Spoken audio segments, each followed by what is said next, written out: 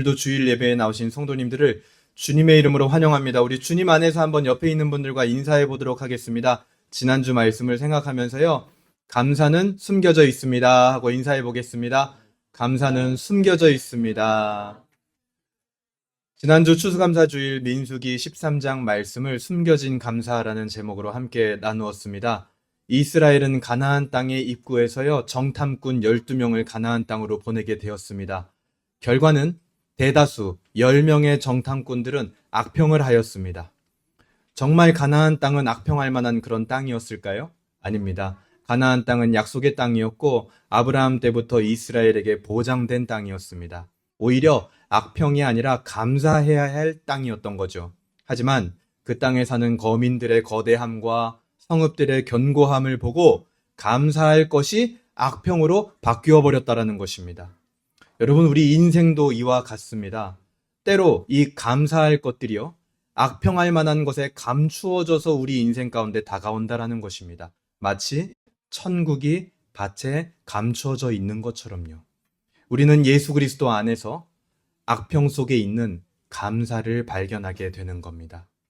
만약에 우리 인생 가운데 악평한 일들이 가득하다라고 여러분 느끼시고 계시다면 예수 그리스도를 만나실 수 있기를 바랍니다. 예수 그리스도를 만나면 악평 속에 감추어진 감사가 가득한 인생이었구나라는 것을 깨달을 수 있을 겁니다. 오늘은 민수기 14장의 말씀을 빌런에게도 서사는 있다라는 제목으로 함께 나누어 보려고 합니다. 한번 따라해 볼까요? 빌런에게도 서사는 있다. 여러분, 빌런이라는 말을 아시나요? 무슨 뜻인지 아시나요? 이 빌런이라는 단어는 라틴어 빌라누스에서 유래된 말입니다. 이 빌라누스는 고대 로마의 농장을 지칭하는 말인 빌라에서 일을 하는 농민들을 가리키는 말이었어요. 빌라누스, 일을 하는 농민들. 이 빌라누스는 원래 아주 평범하고 착한 그냥 농민들이었습니다. 그런데 차별과 빈곤에 계속해서 시달리고 귀족들의 폭정에 시달리다가 결국에 그것을 참지 못하고 상인과 귀족들의 재산을 약탈을 하고 폭력을 휘두르게 되었습니다. 그 뒤로부터 이 악당 이꼴 빌런이라는 공식이 생기게 된 것이죠.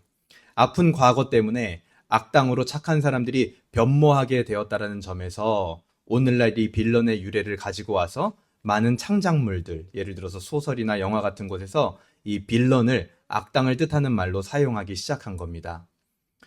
과거에는 영웅들이 각광받는 시기였습니다. 영웅들을 좋아하고 영웅처럼 되고 싶어 하고, 그러나 최근 영화나 소설, 웹툰 등의 흐름이 좀 다르다는 사실을 여러분 알고 계시나요? 빌런으로 불리기도 하는 이 다크 히어로, 그러니까 그 악당들도 자세히 봤더니 그들 나름대로의 서사가 있다라는 거예요.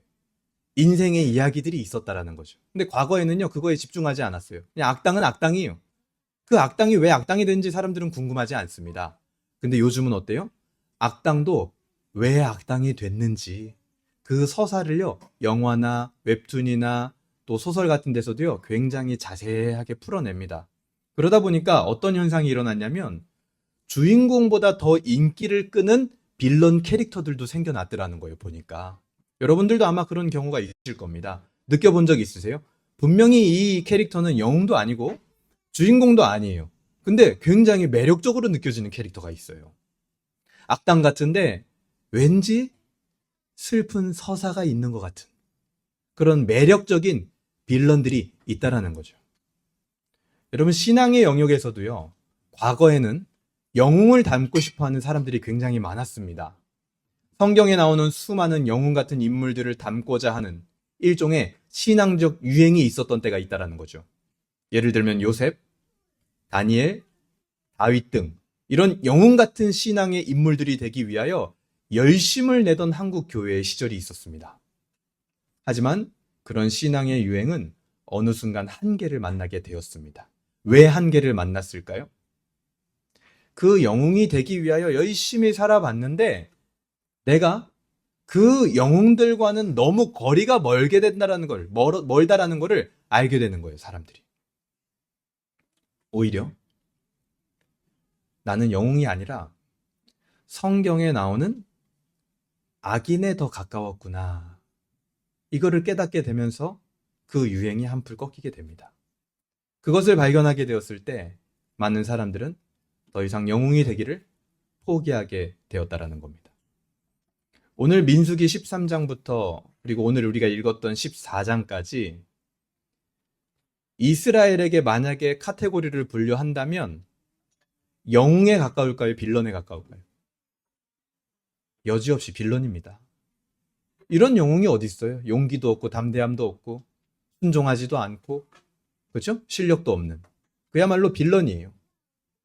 그들은 하나님의 약속의 대상이 되기보다는 하나님의 징계와 심판의 대상이 되는 길로 가까이 자꾸만 갑니다. 결국 오늘 이 14장에서 이스라엘의 운명은 끝장이 납니다. 그 빌런 같은 이스라엘을 하나님은 어떻게 하시는가? 이스라엘은 도대체 어떻게 이런 빌런이 되어져 가는지 그 서사로 우리가 오늘 들어가게 되는 게 바로 14장입니다. 우리 14장 한번 읽어보겠습니다. 1절입니다. 1절. 1절 같이 한번 읽어볼까요? 시작. 온 회중이 소리를 높여 부르짖으며 백성이 밤새도록 통곡하였더라. 이렇게 시작을 하죠. 14장은요, 13장하고 연결되어진 이야기입니다. 근데 13장 마지막에 어떻게 끝나는지 기억하시나요? 10명의 정탐꾼들이 하나님의 약속의 땅을 악평하는 걸로 끝났단 말이에요. 그거에 대한 반응입니다, 지금. 하나님의 약속의 땅에 대한 악평을 했더니 온 이스라엘의 반응이 어땠냐? 첫 번째, 울었대요. 그리고 2절에서 3절을 보니까 뭐라고 하냐면 불평을 합니다. 아니, 차라리 가나안 땅에 가서 죽을 거였으면 그냥 애굽에서 살다 죽는 게 더 나았겠다라고 불평을 해요. 그리고 4절, 새로운 계획을 세웁니다. 4절 한번 읽어볼까요? 시작. 이에 서로 말하되 우리가 한 지휘관을 세우고 애굽으로 돌아가자 하매. 어때요? 이거 새로운 계획이죠. 지금 이스라엘이 새로운 계획을 세운다? 이거 굉장히 심각한 일입니다. 왜냐면요, 이 새로운 계획이 나타나기 전까지 있었던 일들을 우리는 좀 기억해 봐야 돼요. 자, 출애굽할 때 이스라엘에게 나타난 하나님은 어떤 분이셨습니까? 그야말로 400년 동안 노예 생활을 하면서 하나님이 어떤 분인지 다 잊어버린 그 이스라엘. 수준 낮은 인간의 수준에 맞춰서 최선을 다하는 하나님이었어요. 이 이스라엘을 구원해내기 위하여서. 창세기에서는요, 하나님이요, 전지전능한 분으로 소개가 됐습니다. 근데 그 전지전능한 분이 그 바로 다음 책 출애굽기에서는 인간의 수준에 맞춰서 매우 낮아지는 하나님의 역설이 나타났죠. 여러분, 전능한 분이 인간의 수준에 맞춘다는 것보다 더 큰 역설이 있습니까? 그렇게 하신 이유가 뭡니까?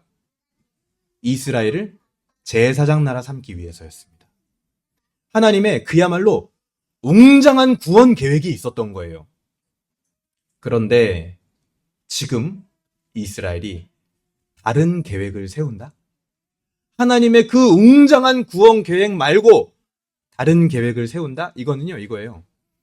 창세기 때부터 있었던 하나님의 노력을 다 무시하는 겁니다. 앞으로 있을 하나님의 구원 계획도 다 멈춰지게 되는 거예요. 그래서 이 정탐꾼 사건에 나타나는 이스라엘이 다른 계획을 세웠다라는 거는 질이 다른 불순종이에요. 그냥 앞에서 나왔던 대로 불평하고 비방하고 그 정도 수준의 불순종이 아니라 질이 달라요, 이거는. 완전히 심각한 불순종입니다. 여러분, 이스라엘은요, 자신들의 생존을 위협하는 게 항상 자기들 밖에 있다라고 생각을 했습니다. 그런데 사실 그것들은 하나님이 얼마든지 해결해 줄 수 있는 것들이었단 말이에요. 이스라엘의 진짜 문제는 뭡니까? 불순종하는 노예 근성. 자기들 안에 있는 거예요. 사실은 자기들의 생존의 문제를 위협하는 진짜 문제는. 질이 다른 불순종을 하는 그들 자신의 근성이 문제였다라는 거죠. 그 결과가 뭐냐? 4절이에요. 우리가 한 지휘관을 세우고 애굽으로 돌아가자. 말도 안 되는 계획을 세우려고 하는 겁니다. 그 말을 듣고 5절입니다. 5절. 모세와 아론이 이스라엘 자손의 온 회중하게 앞에 엎드린지라 이렇게 나와요. 여기 이 단어를 자세히 보시면 이스라엘을 지칭하는 말이 이스라엘, 자손, 온 회중 세 개의 단어로 이루어져 있는데요. 이거는 이스라엘 전체를 일컫는 각각의 단어들을 총집합한 겁니다. 이스라엘 전체를 부를 때 이스라엘이라고 해도 돼요. 자손들이라고 해도 돼요. 온 회중 이렇게 얘기해도 됩니다. 근데 그거를 다 모아놓은 거예요, 지금. 그리고 이런 식으로 이스라엘을 부르는 것은 모두 이스라엘의 운명을 결정짓는 중요한 순간에만 쓰이는 총집합들이에요. 오늘 24장도 마찬가지입니다. 가나안으로 들어가느냐, 광야에서 죽느냐, 그 기로에 이스라엘 전체가 서 있는 거예요. 여기서 모세와 아론이 엎드렸다 이렇게 돼 있는데 민수기 맥락에서 엎드리는 건요, 하나님의 임재가 예상이 될 때 엎드린다는 표현을 씁니다. 반드시. 그러니까 지금 백성들 앞에 엎드린 게 아니에요. 지금 백성들이 이런 말 하는 거 보니까 하나님이 곧 나타나실 것 같아. 지금 이 심각한 상황 속에서. 그래서 그것을 예상하고 엎드린 겁니다. 하나님이 임재하실 만한 심각한 상황임을 인지한 거죠. 누구는? 모세랑 아론은. 여러분, 우리가 사람 사는 세상에서도 뭐가 필요하다 그래요? 눈치가 있어야 된다 이러잖아요. 눈치 없는 사람은 어떻게 돼요? 빌런. 이렇게 얘기해. 눈치 없는 사람을, 저 빌런이다. 좀 이렇게 얘기해요. 그런데 그거보다 더 중요한 게 있습니다. 하나님 앞에서 눈치가 있느냐? 하나님 앞에 이런 민감함이 있느냐? 자신들이 한 말, 새로운 지휘관을 세우자는 말이 단지 막 너무 힘드니까, 상황이 너무 어려우니까 할 수 있는 그런 말이 아니라 엄청나게 심각한 말이라는 그 눈치와 감각이 있느냐. 그게 훨씬 더 중요한 거예요, 사실 어떤 면에서. 이스라엘 백성들 눈치 없죠. 그때 이런 모든 일련의 얘기들을 가만히 듣고 있을 수 없던 사람이 한 사람이 있었습니다. 두 사람이죠. 6절에 보세요. 그 땅을 정탐한 자 중 눈의 아들 여호수아와 여분네 아들 갈렙이 자기들의 옷을 찢고, 여호수아와 갈렙이요, 그 말을 도저히 듣고 있을 수가 없는 거예요. 그래서 이스라엘의 말을 듣고 옷을 찢었습니다. 영적인 신앙적인 민감성이 있는 거죠. 옷을 찢는다라는 것은 비통함을 상징하는 행위예요. 이스라엘의 말을 들은 여호수아와 갈렙의 마음이요, 너무 비통했던 거예요. 지금 이런 말을 하고 있냐 어떡해. 여러분, 사람의 마음도 이럴진데 이 말을 듣고 있는 하나님의 마음은 어땠을까요? 옷을 찢는 거 이상이었을 겁니다. 사람들은 잘 몰라요. 창세기 때부터 하나님이 어떻게 해왔는지, 출애굽할 때 하나님이 얼마나 우리에게 맞춰줬는지 이 사람들은 잘 몰라요. 자기 앞에 잠깐 어려움이 생기니까요, 그 모든 하나님의 구원 계획을 다 무시합니다. 그런 비통한 마음이 하나님께 있었겠죠. 7절 보세요. 여호수아 갈렙이 뭐라고 하는지 보세요. 같이 읽어볼까요? 7절 시작.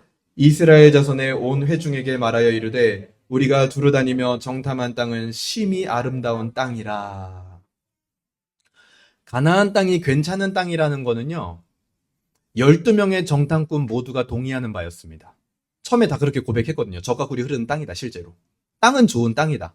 근데 차이점이 뭐였냐? 10명과 이 2명의 차이점은 그 땅을 그럼 차지할 수 있냐 없냐, 여기서 차이가 발생했어요. 그때 악평했던 10명의 정탐꾼은요, 자꾸만 자신들이 보는 시각을 강조했습니다. 아니, 정탐 갔다 와서 약속의 땅이 맞는지 아닌지만 잘 보고하면 되지. 자꾸 자기 개인적인 의견을 더하는 거예요.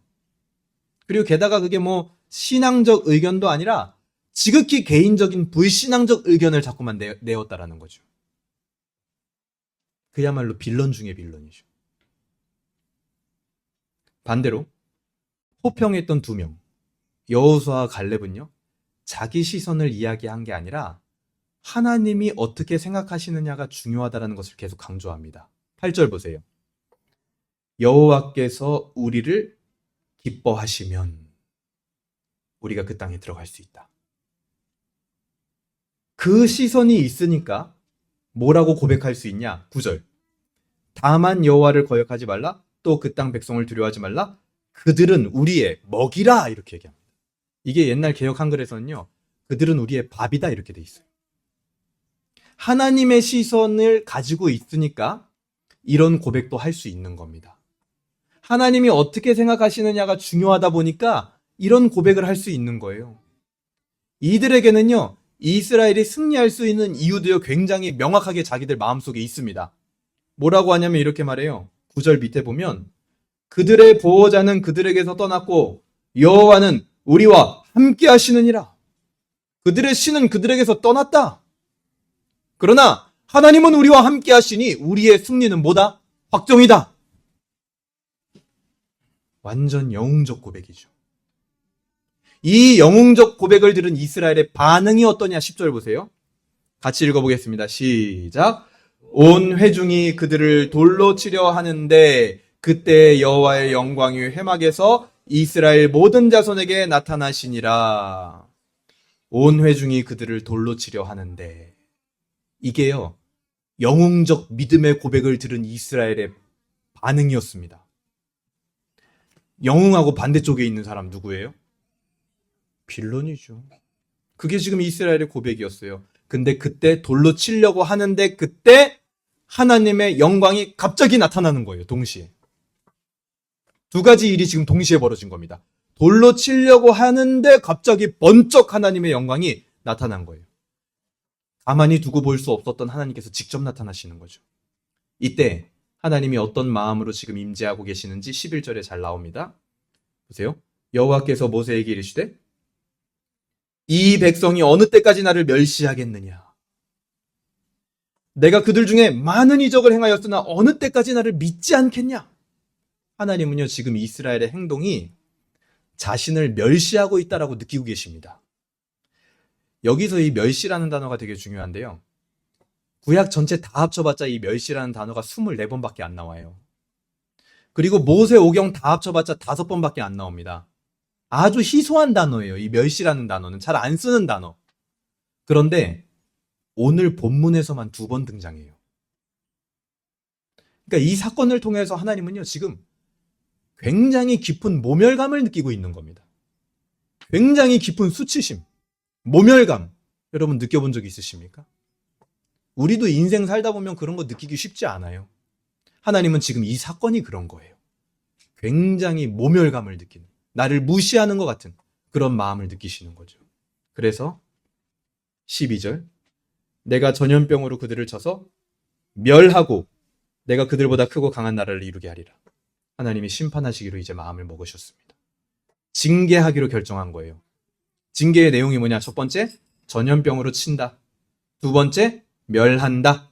오늘 이 개역개정 한글 성경에는 전염병으로 쳐서 멸한다 이렇게 하나처럼 나와 있지만 원문으로 보면 2가지입니다. 징계가. 전염병으로 치는 거랑 멸하는 거. 여기서 핵심이 오히려 멸한다라는 단어 안에 있는데요. 이 멸한다라는 단어는 원뜻이 막 멸절시킨다, 아예 없어버린다 이런 뜻이 아니라 한글로 치면 좀 어려운 단어인데 패적한다라는 말하고 똑같은 단어예요. 이 패적이라는 게 뭐냐면요. 이스라엘과 하나님의 관계를 나타내는 아주 중요한 단어인데요. 누가 정통성이 있는 하나님의 백성인지, 누가 약속의 땅을 상속할 권리가 있는지 그것을 나타낼 때 쓰는 단어가 패적하다 이런 단어예요. 그러니까 자녀로서 상속받는 그 권리, 그거를 말하는 겁니다. 근데 그거를 없애시겠다라는 거예요. 이 땅에서 없애버린다, 죽인다 이 말이 아니라 자녀로서 상속할 권리가 너희들에게 있었는데 내가 그거 없앨 거다. 그 얘기를 하고 계시는 겁니다. 그거를 취소시키겠다는 거예요. 이스라엘이 아브라함 이래로 누리던 하나님과의 모든 관계를 완전히 무효화해버리겠다. 차라리 모세로부터 시작해서 다시 새로운 나라를 만들겠다. 이게 지금 하나님의 마음입니다. 그러자 13절부터 모세의 기도가 나옵니다. 근데 안타깝게도 오늘 24장 본문에서 모세의 기도가요, 핵심이 아닙니다. 이 모세의 기도가 굉장히 절박해 보이긴 하지만 모세가 이렇게 한 번 기도한 적도 있었죠. 언제? 출애굽기 금송아지 사건 때 하나님이 다 죽인다고 했더니 생명책에서 내 이름을 차라리 지워주시옵소서 하면서 엄청나게 간절히 기도했잖아요. 근데 그때의 모세의 기도와 오늘 나와 있는 이 기도가요, 태도가 상당히 달라요. 단어를 잘 살펴봐야 되는데요. 그때는 이 모세가 이스라엘 백성들이 일컬을 때 뭐라고 했냐면, 하나님, 당신의 백성들입니다, 이렇게 얘기했어요.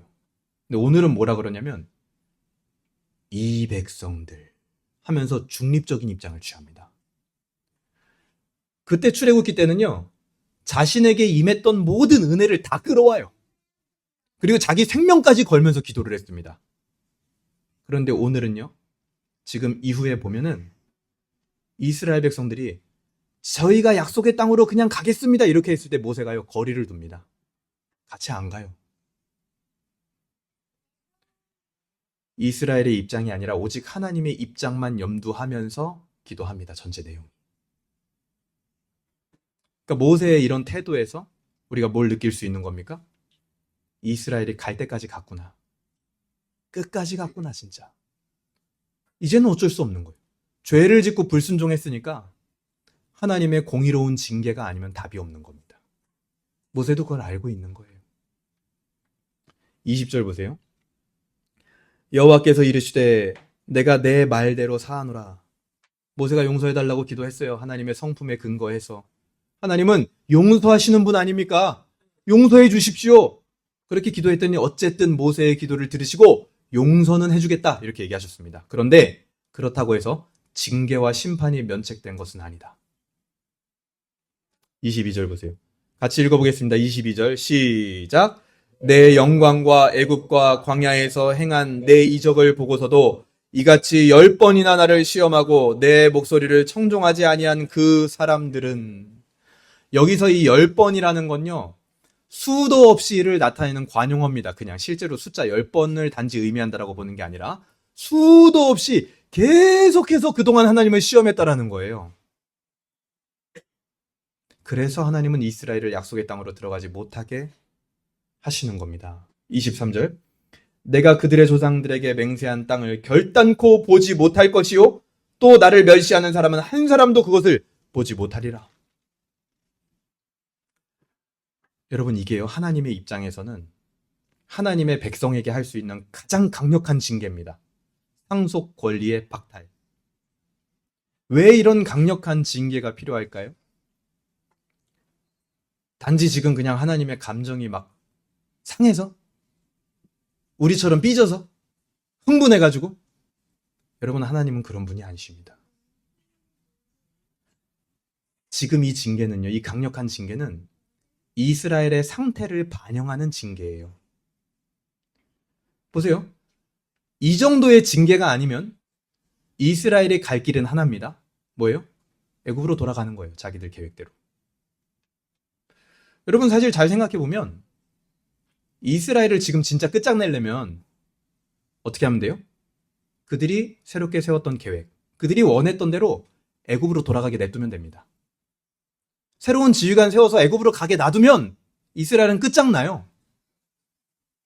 모세가 물론 그렇게 하면은 이방 나라들이 하나님을 어떻게 보겠습니까? 이렇게 기도했지만, 여러분, 하나님이요, 무슨 이방 나라들의 평가를 두려워하시는 분인 줄 아세요? 아니요, 아무 상관없습니다. 이방 나라의 평가가 두려웠다면 애굽의 10가지 재앙도 못 보냈을 거예요. 그런 거 두려워하는 분이 아니에요. 하나님이 만약에 이스라엘을 진짜 끝장내고 싶으면 이스라엘을 애굽으로 돌아가게 하면 그게 이스라엘에게는 가장 큰 징계가 되는 겁니다. 다시 노예로 들어가는 거니까요. 거기 가서 죽겠죠, 그냥 살다가. 하지만 상속 권리를 박탈하고 그로 인해서 40년 동안 광야의 시간을 보내게 하는 거, 그러면서 다시 그 40년 지긋지긋한 시간을 하나님과 어떻게든 동행하게 하는 거, 그리고 40일 정탐 갔다 왔던 날들을 다시 한번 돌아보게 하는 거. 여러분, 이거 잘 생각해 보면 생각해 볼 시간을 주는 겁니다. 이스라엘의 불순종으로 임했던 하나님의 공의의 징계는요, 그 밑에도 여전히 하나님의 은혜가 깔려 있다라는 걸 여러분 발견할 줄 알아야 돼요. 이것을 행하시는, 이 징계를 행하시는 하나님을요, 절대 기계적으로 보지 마세요. 아, 화났으니까 징계하나 보다. 우리와 같은 수준으로 생각하지 마세요. 그럴 거였으면 애굽 보내면 됩니다, 그냥. 우리가 어떤 인간관계가 틀어졌을 때 안 만나면 그만이지, 이렇게 생각하는 것처럼. 갈렙과 여호수아가 옷을 찢듯 모세가 이제는 기도하는 것도 지친다 라는 마음으로 기도를 하듯이 하나님의 마음은 더욱더 이 이스라엘을 향한 그 배신감과 분노, 그리고 또 하나님의 속성상 강제로 이스라엘을 어떻게 하지 않기 때문에 더 애통하고 더 답답한 마음이 담긴 공의의 징계였다라는 거예요. 이렇게 해서라도 애굽으로 돌아가지 못하게 하는 것이 공의의 징계를 통해 나타나는 하나님의 은혜인 겁니다. 그러니까 하나님의 사랑은 항상 힘들죠. 40년. 뭐 한다고 40년을 또 하냐고요. 그냥 애굽 보내고 말지. 그러니까 더 사랑하는 쪽이 항상 힘들죠. 하나님이 그런 거예요. 하나님이 택하시는 길은 그런 겁니다. 그 와중에 24절을 보세요. 그러나 내 종 갈렙은 그 마음이 그들과 달라서 나를 온전히 따랐은즉 그가 갔던 땅으로 내가 그를 인도하여 드리리니 그의 자손이 그 땅을 차지하리라. 그 와중에 갈렙은 약속의 땅으로 들어가게 해주십니다. 그러니까 기계적인 게 아니라니까요. 지금 갈렙의 마음을 보시잖아요. 어떤 면에서는 저는 이 갈렙에게 했던 이 말이 이스라엘 전체를 향하여 하고 싶었던 말, 하나님의 마음이 아닌가 그렇게 생각이 들어요. 이스라엘 전체를 가나안 땅으로 들여보내주고 싶었죠, 하나님이. 근데 그게 안 된 거예요. 그래서 일단 하나님은 이스라엘이 가나안 거민을 두려워하니까 일단은 가나안 골목으로 들어가지 말고 일단 광야로 다시 내려와. 일단 내려와, 가지 말고. 일단 두려워하고 있으니까 이 상태로 아무것도 안 돼. 이 상태로는 들어가도 안 되는 거야. 내려와. 25절 이렇게 말해요. 아말렉인과 가나안인이 골짜기에 거주하니 너희는 내일 돌이켜 홍해 길을 따라 광야로 들어갈지니라. 이게 다시 내려오라는 거예요. 일단 가나안 땅 들어가지 말고. 27절 보세요. 계속 하나님의 마음이 나옵니다. 나를 원망하는 이 악한 회중에게 내가 어느 때까지 참으랴. 이스라엘 자손이 나를 향하여 원망하는 바 그 원망하는 말을 내가 들었노라. 여기 이거를 원문에 보면요. 이 악한 회중에게 내가 어느 때까지, 여기까지만 있어요. 뒤에 참으랴 이거 있죠. 이 단어가 없습니다. 원문에 보면.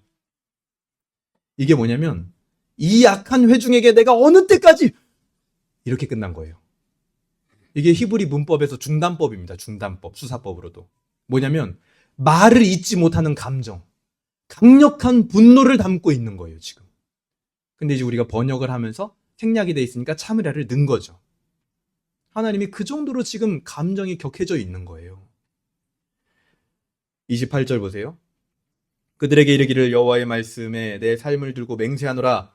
너희의 말이 내 귀에 들린 대로 내가 너희에게 행하리니 하면서 하나님이 실제로 행하신 징계의 내용이 나오는데요. 29절 보세요. 너희 시체가 이 광야에 엎드려질 것이라. 너희 중에서 20세 이상으로부터 계수된 자, 곧 나를 원망한 자 전부가 30절 한번 읽어보겠습니다. 같이 시작.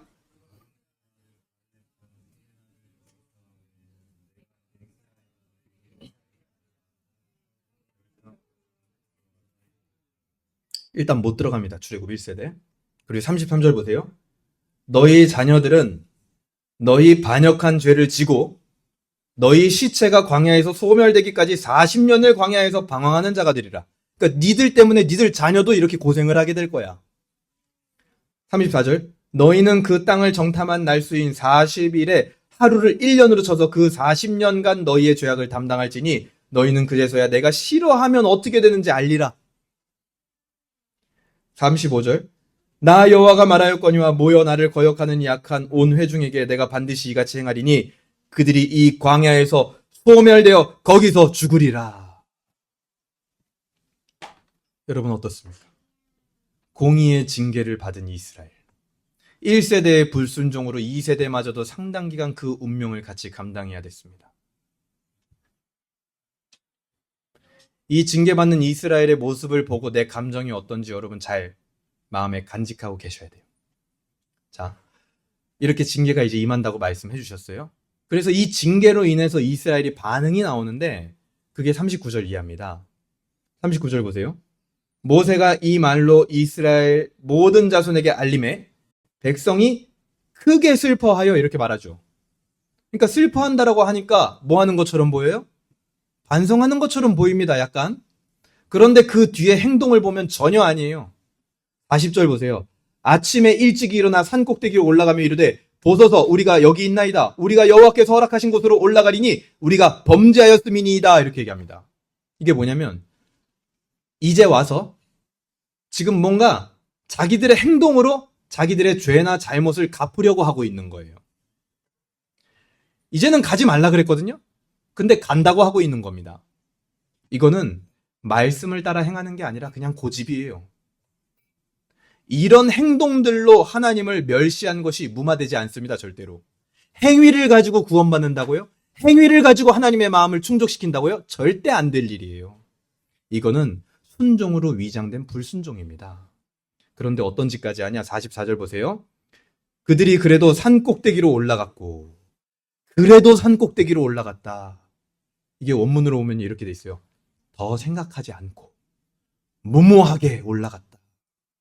결국 그 결과 어떻게 되냐? 45절 오늘 본문 읽었죠? 우리 같이 읽겠습니다. 시작. 아말렉인과 산간지대에 거주하는 가나안인이 내려와 그들을 무찌르고 호르마까지 이르렀더라. 그 결과 호르마까지 내쫓깁니다. 호르마가요. 진멸이란 뜻이에요. 진멸. 이스라엘은 오늘 이 14장에서 진멸된 겁니다. 멀쩡히 몸은 살아있지만 그들의 영혼은 진멸된 거나 다름없는 상태였다라는 거예요. 자, 여러분 어떻습니까? 이스라엘이 징계당했습니다. 진멸되었습니다. 어때요, 여러분? 속 시원합니까? 속이 시원해요? 아마 아닐 거예요. 왜 아니죠? 지금 우리에게 느껴지는 감정은 뭡니까? 와, 이 말도 안 듣는 것들 정말 잘 됐다 싶으면서도 왠지 그렇게 말을 하면 안 될 것 같은 오묘한 감정이 약간 있지 않아요? 왜죠? 빌런 같은 이스라엘 안에서 우리는요, 우리도 모르는 새 어떤 한 사람을 발견한 거예요. 이스라엘 저 한쪽 구석에서 막 같이 고집 부리고 같이 막 지휘관을 막 세우자고 소리 지르고 저 구석에서 같이 애굽으로 돌아가자. 애굽이 낫던 것 같아. 막 이렇게 말하고 야, 가나안 갔다가 싹 다 죽는 거 아니야? 라고 말하고 있었던 한 사람. 저 구석에 있는 바로 우리 자신을 느끼고 있는 겁니다. 내가 거기 있었어. 나도 이스라엘이야. 그러니까 그들이 징계받는 게 통쾌한 느낌이 안 드는 거예요. 뭔가 오묘한 마음이 드는 거예요. 쳐다보기 싫지만 나도 사실은 거기에 있다라는 걸 우린 느끼고 있는 거죠. 하나님의 은혜와 약속에 반대로 가는 길은요, 머리가 쌩쌩 돌아갑니다. 우리가 죄 짓는 거는 거의 다 교수급 아닙니까? 제가 그런 말을 자주 해요. 우리는 죄 짓는 데 있어서는 교수님들이에요, 다. 죄 져봐? 지금도 0.1초 만에 죄 질 수 있어. 그쵸? 뭐 막, 난감해요? 어려워요? 막? 나 죄를 어떻게 져야 될지 모르겠어. 그분은 이제 천국 갈 준비가 된 분이에요. 지금도 죄 지려면요, 우리가 1초 안에, 2초 안에, 3초 안에 다 죄 질 수 있습니다. 머리가 쌩쌩 돌아가요. 하나님의 약속 반대로 해봐라. 쉽습니다. 그럼 명확해요. 우리 안에 어떤 확신이 있어요. 이건 하나님의 약속의 반대길이야. 확신을 가지고 갑니다. 하나님의 은혜와 약속으로 순종하는 길은요, 언제나 멈칫합니다. 게으르고 항상 인간적인 계산이 먼저 앞서고 가나안 땅이 꼭 삼키는 땅처럼 보이고 그 땅의 가능성보다는 현실적인 어려움만 보이고 그리고 언제나 나를 의심하는 게 아니라 나를 인도하는 하나님을 의심해요. 자꾸만. 내가 바로 이스라엘 빌런이라는 거죠. 하나님의 공의와 징계의 대상이라는 거예요. 약속의 땅에 들어갈 자격이 없는 자였다라는 겁니다. 누가요? 내가. 그러니까 이게요, 남 얘기가 아니라 내 얘기인 거예요. 14장이. 우리는 너무 많은 경우 출애굽 1세대에 머물러 있습니다. 순종 안 하는 것도 아니고 하는 것도 아니고. 애굽에 간 것도 아니고 가나안 들어간 것도 아니고 애매한 상태에 있는 거죠. 오늘이 14장. 이 심각한 불순종에 이르기 전에 우리는 반드시 사소한 여러 가지 위협들을 만납니다. 인생에서. 하나님의 인도를 따라갔더니 내 생각과 상당히 다른 거예요. 여러분, 누구나 하나님의 인도를 따라서 약속의 땅에 들어가는 그 길에 들어서기 전에는 다 어떤 꿈을 꾸냐면 내가 마치 대단한 영웅이 될 것 같은 꿈을 꿉니다. 그 길에 딱 들어가기만 하면 하나님이 뭔가 막 역사를 보여줄 것 같은 느낌을 가져요. 그런데 실제로 그 길에 들어가 보니까 어때요? 대다수의 사람들처럼 나도 그저 평범한 한 사람에 불과하다는 걸 깨닫게 됩니다. 거기서 많은 경우 포기를 합니다. 외적으로는 지속을 합니다. 하지만 내면적으로는 이미 포기한 상태가 돼버려요. 그게 지금 이스라엘입니다. 여러분, 왜 포기하게 되고 왜 마음이 꺾이죠? 하나님이 주신 약속의 땅에 어떤 가장 중요한 의미를 두고 있었던 게 아닌 거예요. 이런 겁니다. 애굽에서 나온 내가 여전히 애굽 때처럼 일단 목숨이 보존되고 삶이 보존되고 좀 더 내 삶이 윤택해지는 그런 약속의 땅을 기대하고 있었기 때문에, 그러니까 계속 이 약속의 땅에서 혹시 죽게 될 바에는 애굽으로 가는 게 낫다, 이런 말을 이스라엘 백성들도 계속 하는 거예요. 하나님의 약속의 땅이라고 갔는데 내가 예상했던 거가 이루어지는 게 아니라 거기서 내가 지키고 싶었던 것들이 오히려 깨지면 어떻게 하나, 깨질 것 같은 상황들이 자꾸만 다가오니까 그럴 바에는 애굽으로 가겠다. 이미 마음이 꺾여버린 겁니다. 사실은 약속의 땅, 하나님의 나라, 하나님이 더 중요했던 게 아니라 내 삶이 유지되는 게 훨씬 더 중요했던 거예요. 대다수의 신앙인들이 왜 내면적으로 하나님을 따라가면서 이미 다 포기하면서 하나님을 따라가게 됩니까? 하나님이 주신 것보다는 내가 이루고 싶은 것, 내가 지키고 싶은 것이 따로 있었기 때문입니다. 그리고 그것이 하나님의 약속보다 위에 있을 때 그 상태에서 조금씩 내가 지키고 싶은 것을 위협하는 일들이 자꾸만 삶에서 조금씩 다가올 때 꺾여버리고 포기한 상태가 돼버린다는 거예요. 여러분, 솔직한 말로 이스라엘이 애굽에 있었으면 이런 일도 없었을 겁니다. 하나님의 약속을 따라가지 않았으면 이런 위기도 없었을 거예요. 가나안 땅이고 뭐고 그냥 하루하루 살면 됩니다. 노예로. 근데 하지만 거기는 위기도 없지만 기회도 없어요. 거기엔 사명도 없습니다. 감동도 없습니다. 방향도 없어요. 그냥 노예로 사는 거예요. 여러분의 삶 가운데 다가오는 위협적일 것 같은 그 일에 여러분 속지 마세요. 진짜 위기는 노예된 그 상태의 지속, 약속 없는 상태에 안주하는 인생, 그것이야말로 진짜 위기입니다. 여러분, 한번 질문 드릴게요. 예수 그리스도께서 우리에게 부탁하신 증인이 되어달라는 명령이 있습니다. 복음을 전하라는. 그것은 우리 인생에서 지금 어디쯤 위치하고 있습니까? 내 인생을 사로잡는 하나님의 사명, 이 땅에서 우리가 확장해 나가야 하는 하나님 나라의 소중한 가치들, 그런 가치들이 막 내 영혼을 움직이고 내 영혼을 요동치고 해본 게 여러분 언제입니까? 마지막으로 그래 본 적이 언제예요, 여러분? 지금 이스라엘에게 필요한 것은 무모한 도전 정신이나 용기가 아닙니다. 가만히 멈춰서 40일이든 40년이든 하루든 이틀이든 하나님이 어떻게 자신들을 인도하셨는지를 생각해 봐야 돼요. 그 시간이 필요해요, 이스라엘에게. 똑같이 지금 우리에게 필요한 건 뭡니까? 이스라엘 안에 하나의 빌런으로 서 있었던 나, 그저 안주하는 것에 만족하고 있었던 나, 그래서 작은 위협에도 쉽게 굴복하고 내면적으로 포기해버렸던 나, 그런 나를 위하여 이 땅에 오셔서 가장 극심하고 가장 위협적이고 가장 비인격적이고 가장 아프고 힘든 사랑의 모험을 하신 예수 그리스도를 우리는 생각하고 붙잡아야 되는 겁니다. 이 세상에서 유일하게 존재하는 영웅이셨어요, 예수님은. 그런데 나를 위하여 빌런 중에 빌런의 취급을 당하셨습니다. 우리는 그렇게 십자가에 달리신 예수 그리스도를 붙잡아야 되는 거예요. 로마 시대에 가장 각광받는 직업 중 하나는 군인이었습니다. 한 사람이 있었습니다. 이 사람은 군인이었어요. 그리고 그 군인 중에서도 백부장이었습니다. 백부장들의 별명이 뭐였냐면 백본이었습니다. 로마 군단의 등뼈다. 그만큼 중요한 존재들이었다라는 거죠. 100명가량의 병사들이 항상 목숨을 바치며 따르는 사람. 연봉이요 일반 병사의 20배였대요. 도시에서도 경제적, 사회적 신뢰를 받은 사람이었다고 합니다. 아마도 그는 성공하기 위하여, 그리고 군인으로 명예를 위하여 때로는 기꺼이 사람들이 의례 그렇듯이 빌런 같은 짓도 많이 했을 겁니다. 성공하기 위해서. 그런데 마태복음 15장 39절에 그 백부장이 등장하는데요.